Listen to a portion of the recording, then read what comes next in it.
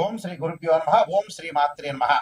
శ్రీ పరాభవ నామ సంవత్సరం అనేక పరిణామాలు, అనేక మార్పులు, అవమానాలు, ఎలాంటి పరాభవాలు జరగకుండా, ఎలాంటి అవమానాలు జరగకుండా, అంటే గతం విషయాలన్నీ కూడా మనం ప్రతి దానిలో కూడా కొంత జాగ్రత్తగా ఉండి ఆచితూచి అడుగు వేసే నామ సంవత్సరమే శ్రీ పరాభవ నామ సంవత్సరం అంటారు.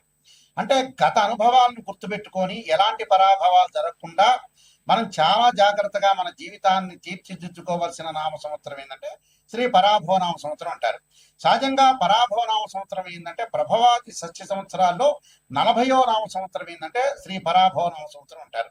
శ్రీ పరాభవ నామ సంవత్సరంలో ద్వాదశ రాశులకు ఈ విధంగా ఉన్నాయి, ఒక్కసారి మనం చూద్దాం. ముందుగా ముఖ్యంగా ద్వాదశ రాశుల గురించి ఫలితాలు మనం తెలుసుకునే ముందు ప్రధానంగా ఈ గ్రహగమన గతులు ఏ విధంగా ఉన్నాయో తెలుసుకుందాం. దీనిలో ప్రధానంగా మనకి జూన్ 1వ తారీఖు వరకు కూడా గురువు మిథున రాశిలో సంచారం చేయటం, ఆ తర్వాత 2వ తారీఖు నుండి మరి అక్టోబర్ 31వ తారీఖు వరకు కూడా కర్కాటక రాశిలోను, 31వ తారీఖు నుంచి గురువు అతిచారంతో మరి సింహరాశిలో సంచారం చేయటం, డిసెంబర్ 18 వరకు కూడా. డిసెంబర్ 18 తర్వాత 18 నుండి మరి సింహరాశిలో వక్రస్థితిలోకి గురువు వెళ్ళటం జరుగుతుంది.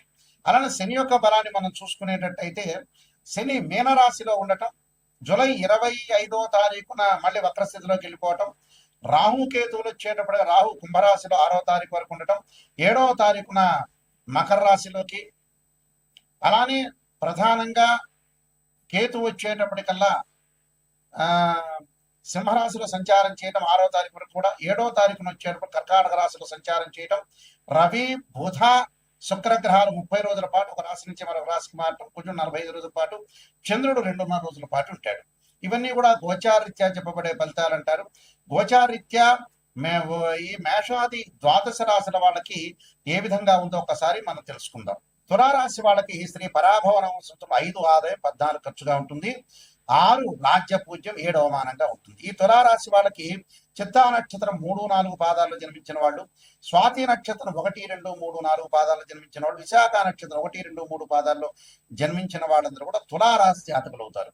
ఈ తులారాశి వాళ్ళకి ప్రధానంగా మనం చూసుకునేటట్టయితే స్థానచలనం జరగటము, ఆ రోగ పీడలు అంటే ఆరోగ్యపరంగా ఇబ్బందులు రాకుండా చూసుకోవాలి. అలానే ధనలాభం కలిగే అవకాశం అనేది ఉంటుంది. దానితో పాటు ఒక 35% ధన నష్టం కూడా జరుగుతుంది. వృధా ప్రయాణాలు, అనవసరమైన ప్రయాణాలు చేయొద్దు. వృత్తి వ్యాపార విషయంలో కొంత జాగ్రత్త వివరించండి. భూలాభం కలగటం, కార్యసిద్ధి, పుత్రం, అలానే కడత్ర లాభం, శుభ కార్యక్రమాల యొక్క ప్రయత్నాల లాభం, స్థానచలనం జరగటం, మనోవేదన, అనారోగ్యము, భయము, శారీరక శ్రమ అధికంగా ఉంటుంది. అలానే ఆరోగ్యము, ధనలాభం కలగటము, అలానే ధనలాభంతో పాటు కోపం బాగా పెరుగుతుంది. అనవసరమైన ప్రయాణాలు అనేవి చేయొద్దండి. విద్యార్థులకి మంచి కాలం, వివాహ ప్రయత్నాలు సఫలీకృతమయ్యే అవకాశాలు ఖచ్చితంగా ఉంటాయి. చిత్తా నక్షత్రం 3, 4 పాదాల్లో జన్మించిన వాళ్ళు వృత్తి వ్యాపారాల అభివృద్ధి, ధనలాభం, కుటుంబ సౌఖ్యము, అలానే కుటుంబ సౌఖ్యం పాటు ఇతరుల యొక్క సహకారంతో అభివృద్ధి సాధించడం, దూర ప్రయాణాలు లాభించడం జరిగే అవకాశం ఉంటుంది. వీళ్ళు తప్పకుండా లక్ష్మీనారాయణ స్వామిని ఆరాధన చేయాలి. తులసి వివాహము, అలానే వృక్ష సేవ, అతిథి సేవ చేయడం కూడా చాలా మంచిది. స్వాతి నక్షత్రంలో జన్మించిన వాళ్ళకి వృత్తి వ్యాపారాల అభివృద్ధి, కార్యసిద్ధి, కుటుంబ సౌఖ్యము, సుఖ సంతోషాలు, కోపంతో కొన్ని సమస్యలు, నూతన పనులలో నష్టం జరిగే అవకాశాలు ఉంటాయి. కాబట్టి వీళ్ళు ఖచ్చితంగా లక్ష్మీ గణపతి హోమాన్ని, లక్ష్మీ హృదయాన్ని, మీనాక్షి పంచకాన్ని అంటే మీనాక్షి సంబంధించిన పాలనం చేయటం, స్తోత్ర ప్రణామం కానీ ఇవి చదువుకోవటం, విద్యార్థులకు సహకారం చేస్తే కూడా చాలా మంచి జరిగే అవకాశం ఉంటుంది. అంటే ఇవన్నీ కూడా చేయాలని అర్థం. విశాఖ నక్షత్రం 1, 2, 3 పాదాలు జన్మించిన వాళ్ళు రుణ సంబంధమైన ఇబ్బందులు, మానసిక చింతన, కుటుంబ సభ్యుల యొక్క సహకారంతో అనుకూలంగా ఉండటం, నూతన ప్రయత్నాలు లాభించడం జరుగుతుంది. వీళ్ళు ఖచ్చితంగా గణపతి స్తోత్రాన్ని, గణపతి హోమాన్ని, బుధవారం రోజున ఉపవాసం చేయటం మంచిది. విద్యార్థులకు పుస్తక దానం చేయటం చాలా మంచిది. ఇవన్నీ కూడా పరిహారాలు చేయడం వల్ల మనం మంచి జరిగే అవకాశాలు ఖచ్చితంగా ఉంటాయి.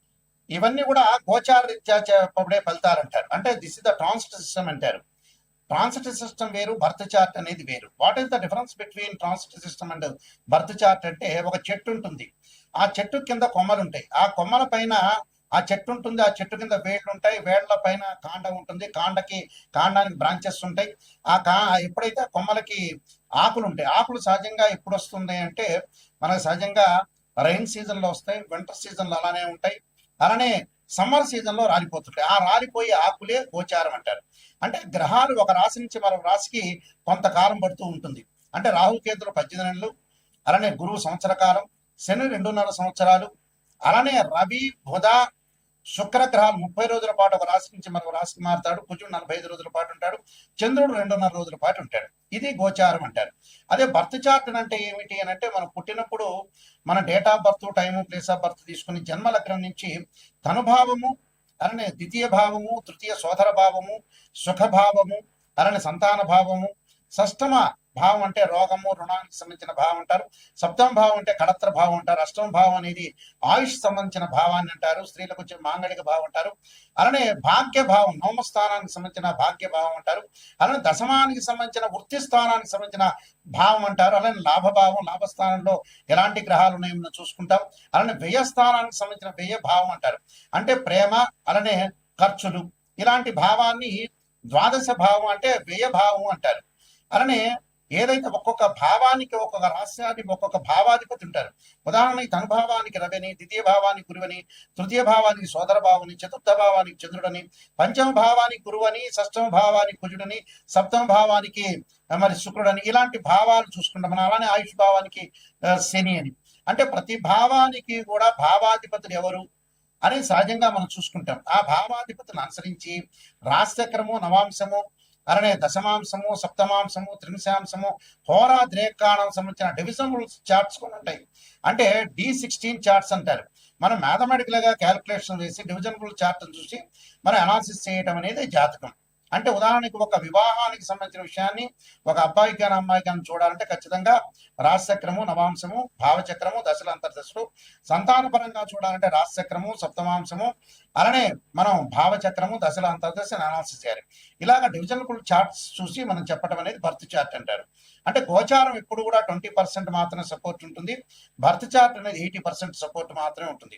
ఎందుకని గురువు గారు, నాయకంటి గారు ఇలా చెప్పడానికి కారణం ఏంటి అంటే, బర్త్ చార్ట్ కి మనం ఏదైతే గోచారానికి సంబంధించిన విషయాలు ఎందుకు గోచారం చెబుతున్నారంటే, అదృష్టం అనేది ఏ విధంగా ఉండబోతుందో మనకు తెలియదు. ఒక నిమిషంలో అదృష్టం కలగొచ్చు. అంటే మన లైఫ్ లో ఎప్పుడు కూడా ఒక నిమిషంలో ఎంత కృషి చేసినా కూడా ఆవగిందంత అదృష్టం అనేది ఉండాలంటారు. ఆవగిందంత అదృష్టమే మన జీవితంలో లైఫ్ లో గోచారం అంటారు. ఈ గోచార పరంగా మనం ఏ విధంగా చూసుకోవాలి. ఖచ్చితంగా కొన్ని ప్రత్యేకంగా మీకు రెమెడీస్ చెప్పబోతున్నాను. ఆ రెమెడీస్ లో ప్రధానంగా మీరు చేయాల్సినవి ఏమిటి అని అంటే, ఉద్యోగ పరంగా ఇబ్బందులు కలుగుతున్న వ్యక్తులు ఎవరైతే ఉంటారో సూర్యుడి యొక్క ఆరాధన చేయాలి. ఆదిత్యాయుధే సహస్రమూర్తాయ ధీమే తన్నో సూర్య ప్రచోదయాత్ అనే మంత్రాన్ని చక్కగా చదువుకోవటం, గోధుమలు దానం చేయటం చాలా మంచిది. అలానే మానసికంగా ఆందోళన పడుతున్న వాళ్ళు క్షీరపుత్రాయుధి అమృతతత్వాయ ధీమే తన్నో చంద్ర ప్రచోదయాత్ అని చంద్రుడి యొక్క ఆరాధన చేయటం, అలానే మనం బియ్యాన్ని దానం చేయటం వల్ల కూడా మంచి జరుగుతుంది. అలానే వాహన ప్రమాదాలు జరగకుండా, కోర్టు సమస్యలు రాకుండా, వివాదాలు, అన్నదమ్ముల మధ్యలో సఖ్యత అనేది చాలా ఇంపార్టెంట్ కాబట్టి ఎలాంటి ప్రాబ్లమ్స్ అన్నదమ్ముల మధ్యలో రాకుండా ఉండడానికి అంగార గ్రహాన్ని ఆరాధన చేయాలి.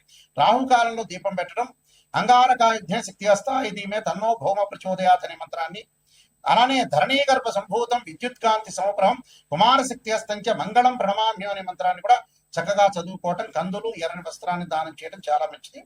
అలానే బుధగ్రహం యొక్క అనుకూలత లేకపోతే విష్ణు సహస్రనామం పాలన చేయటం, పెసలు దానం చేయాలి. అలానే ముఖ్యంగా విద్యార్థులకు అనుకూలంగా ఉండాలంటే దక్షిణామూర్తి స్తోత్ర పాలన చేసుకోవటం ఒకటి. అలానే దేవగురువైన బృహస్పతికి సంబంధించిన శనగలు దానం చేయడం చేయాలి.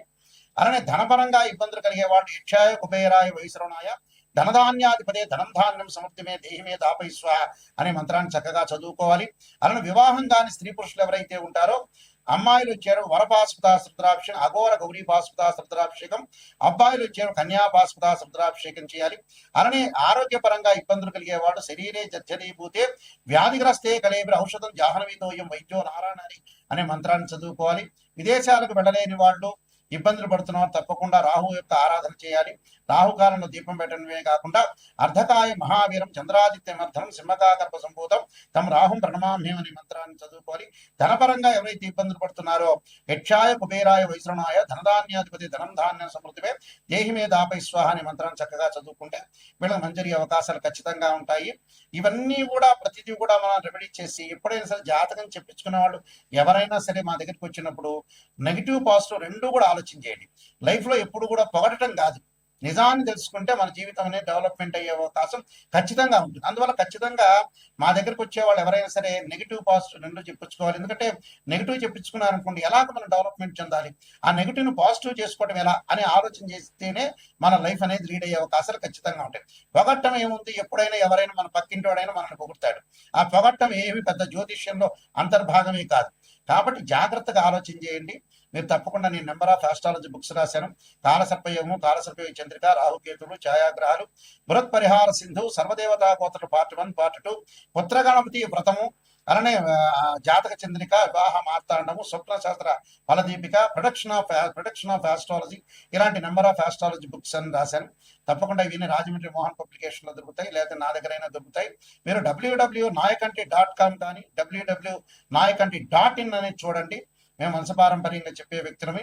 ఖచ్చితంగా మీరు ఏ సందేహం ఉన్నా కూడా మా నెంబర్కి కాల్ చేయొచ్చు. నా నెంబర్కి కాల్ చేస్తే ప్రతి విషయాన్ని కూడా చెప్తారు. అయితే మా దగ్గర జాతకం చెప్పించుకున్న వాళ్ళు ఎవరైనా సరే నేను చెప్పిన విషయాన్ని మీరు వాయిస్ రికార్డింగ్ చేసుకోండి. వాయిస్ రికార్డింగ్ ఎందుకు చేసుకోమంటున్నానంటే కొన్ని జాతకాల్లో నెగిటివ్ ఉంటే పాజిటివ్ ఉంటాయి. మీరు రికార్డ్ చేసుకున్నారనుకోండి, గురువు గారు ఈ పదార్థం తినకూడదని చెప్పారు, నాయకంటి గారు ఇలా సూచనలు చేశారు అనేది నిజాన్ని తెలుసుకుంటారు. ఇప్పుడు నేను చెబుతాను, మీరు మర్చిపోతారు. మర్చిపోయిన తర్వాత ఏమవుతుంది, ఏదో చెప్పారు గురువు గారు బిజీగా ఉన్నారు అనుకుంటారు. కాబట్టి వాయిస్ రికార్డింగ్ అని మస్ట్. ఏ విషయాన్నైనా సరే నాతో మాట్లాడచ్చు. ఆ స్క్రీన్ మీద స్క్రోలింగ్ అవుతున్న నెంబర్ ఉంటుంది, ఆ నెంబర్కి మీరు ఫోన్ చేసి మీరు తెలుసుకోండి. శ్రీ పరాభవనామ సంవత్సరంలో మీ అందరికీ కూడా శ్రీ పరమేశ్వరుడి యొక్క కరుణాకటాక్షం ఉండాలని ఆశిస్తూ సర్వే జనా సుఖినో భవంతు.